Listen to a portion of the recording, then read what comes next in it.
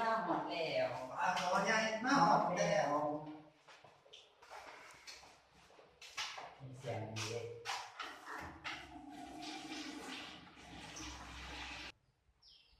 เฮ้ยปลาคอมึงใหญ่ใช่ปะมึงดูเอาเว้ยเป็นใหญ่แท้เนาะสงคำล่ำลือดิ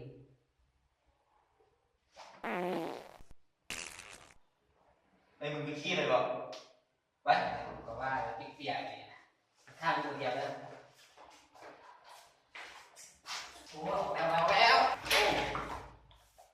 เอาดิทางนี้แม่เจ็บคอมาดินะ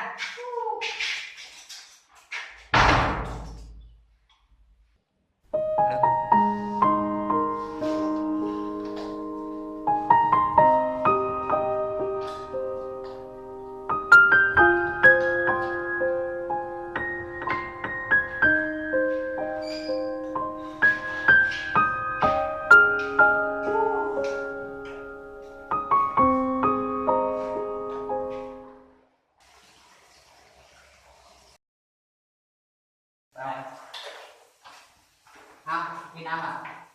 ที่นี่ยังกูไม่ได้เสียเงิน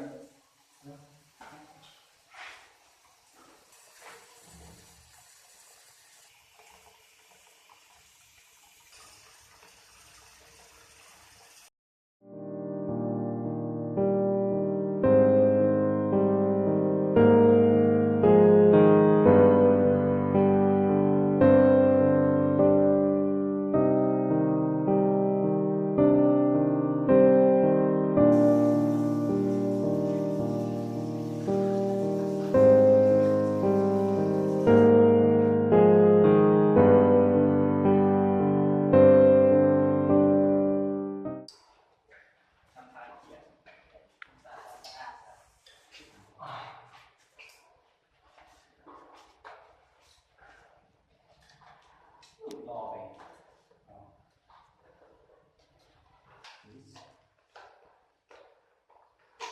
อุ้ยเฮ้ยระวังนะแม่เกือบราคาแพงนี่ขอโทษได้เขาไม่ได้ตั้งใจมึงบอกเกือบนี่เงินเดือนเจ้าเดือนหนึ่งนี่ซื้อมาได้นี่ขอโทษได้เขาชี้เช็ดให้นี่เซ็ตให้มันสะอาดนั่น